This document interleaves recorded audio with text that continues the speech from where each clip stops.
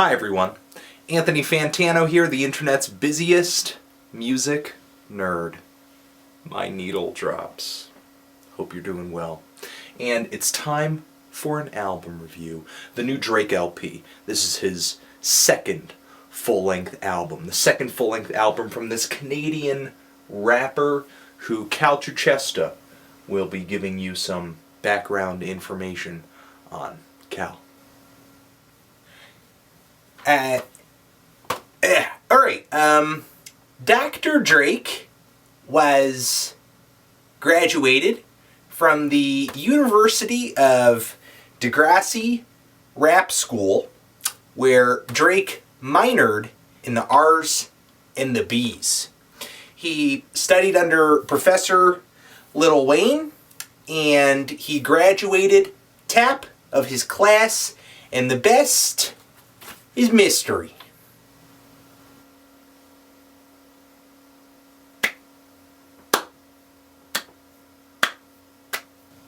Thank you.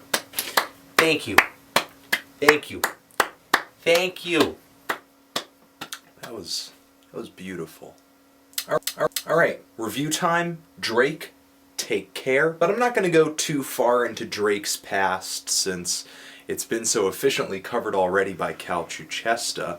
This dude's last album, Thank Me Later. Oh man, I hated that thing.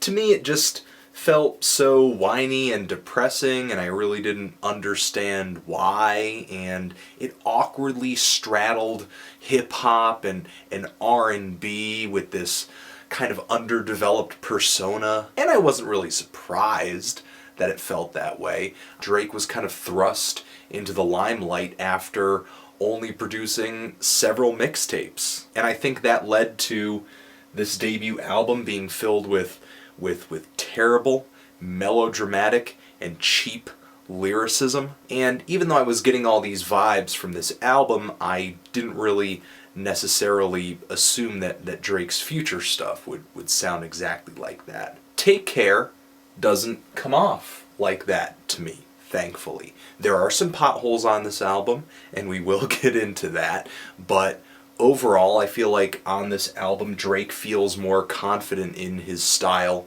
in his sound. Not only that, but he sort of embraces even tighter all of the aspects of his persona that made him really kind of criticized when he first came out. His softer, more introspective side, all these R&B sounds, the idea of this very successful but sad and depressed character. Drake is not a hard or a tough rapper, and he doesn't try to be. Even during his most boastful moments on this album, he comes across about just as fluffy as a Three Musketeers bar. You know, he's not a badass, but do we really need another badass in hip-hop? Do we? In my opinion, Drake's skill level is up on this album.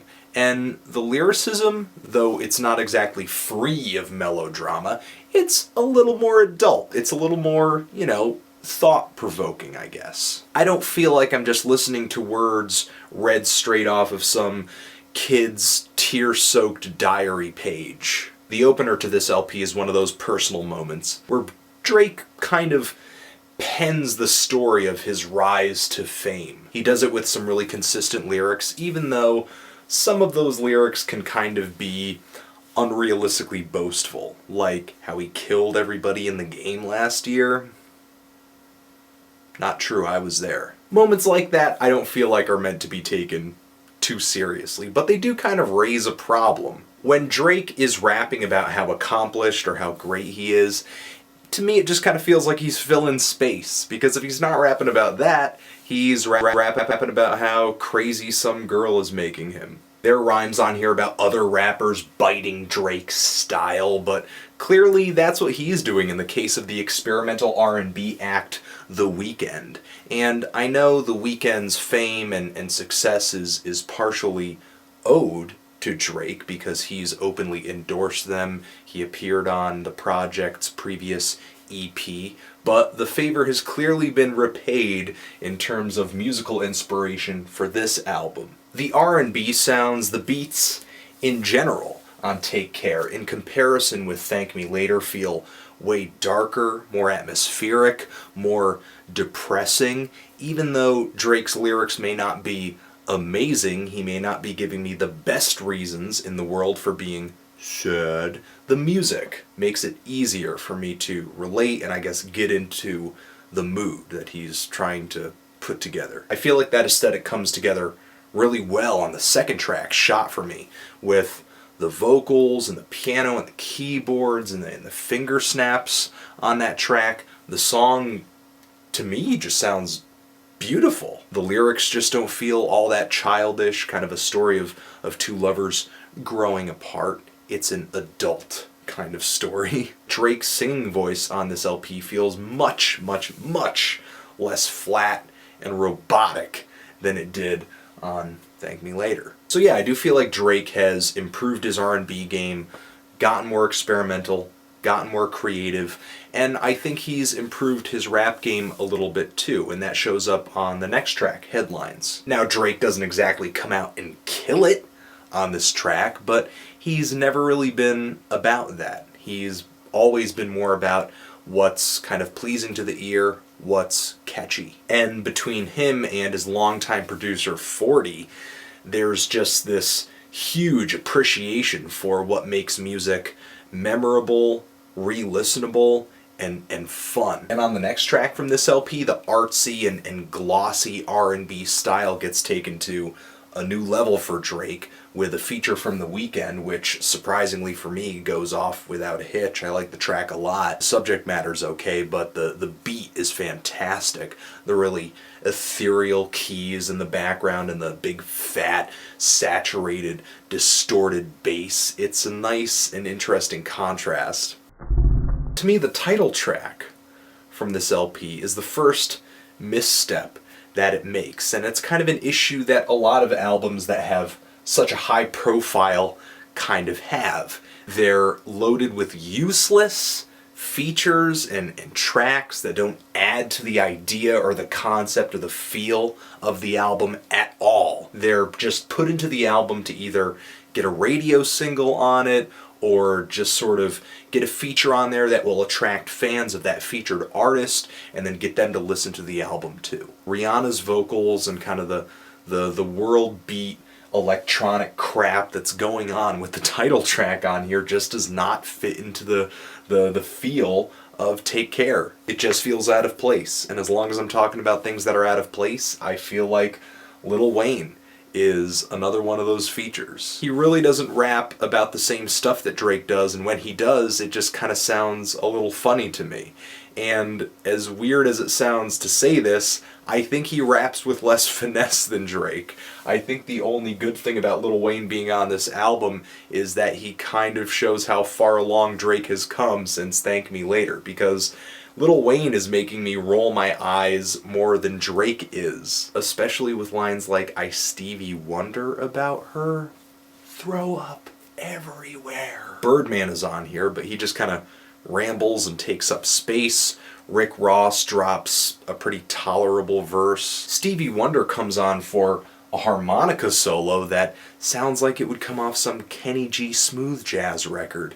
And Nicki Minaj is Nicki Minaj. Some decent lyrics and this really fruity pebble personality. There's some rappers on here that I like Kendrick Lamar and Andre 3000, but it's not like their moments on this LP really grab me or leave me thinking, oh wow, that was a real highlight of this album. Overall, I feel like these extra features and tracks just add up to a lot of filler, a lot of recycled ideas, and a lot of do-nothing moments that draw this album out to 80 friggin' minutes. 80 minutes of Drake. This album would have been so much better were it leaner and just sort of more straight and to the point. But instead we get tracks like Make Me Proud, which in its hook and its concept is pretty much like Best I Ever Had version 2.0. You've got HYFR, which is pretty much like a boring radio track about fame and groupies. You've got a really lazy hook and a boring beat and a throaty Lil Wayne impersonation on the song Cameras. And the last track is extremely anticlimactic. I mean, any number of the slower songs on the album, Practice, for example, would have made a better closer. But still, I love the feel and I love the aesthetic of this album. It feels like a roaring fireplace in a really huge room with wood floors and expensive furniture and a smoking jacket and cuddling with a fine lady. The harder hitting tracks on here, like Underground Kings and Will Be Fine, to me kind of improve upon older ideas of Drake's, while the song Lord Knows feels a little new. Just Blaze actually produced that track, and he came out with what I think is the best beat on this album. The huge chorus vocals, the sampled soul voices on that too, that are all kind of manipulated and watery, and this huge, thick bass beat. It's epic. I think the slower moments on this album come out really well too. I think the only real misstep is the song Marvin's Room, which has a really great Weekend-esque beat hanging in the background, but it's loaded with all these cheesy phone recordings and horrendously bad lyrics. I know you still think about the times we had. That's trashy romance novel stuff. Come on. Drake indulges in that stuff on other tracks, like on Practice, but it just doesn't make me cringe as much. And part of me likes that stuff, and then another part of me feels like that this music wasn't really written with me in mind. It's kind of like Drake's albums are released to attract the ears of women who wish they had a man in their lives who would say all the corny crap that Drake raps. It feels a little inauthentic, like Drake is this dude who goes to the club with his collar popped, just soaked in Axe body spray, who goes around saying all this emotional crap to girls, hoping that they'll go home with him. A lot of tracks on here deal with Drake's personal story,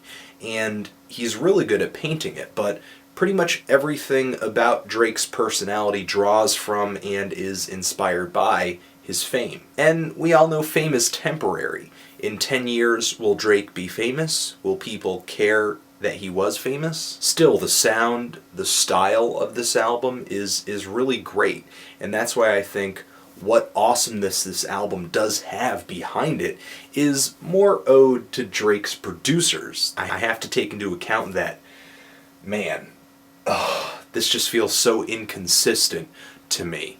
If 30 or at least 20 minutes of crap were cut from this LP, I think I would be dealing with an album that was great. For me, Take Care as it currently is just a steak with way too much fat in it that you've got to cut around to get to the good stuff. Overall, I do consider this album to be growth for Drake, though, especially considering that I liked this much more than his last album. I'm feeling a strong 6 to a light 7 on this, but what do you think about it? Do you love it? Do you hate it? Why? And what do you think I should review next? Anthony Fantano, Drake, forever.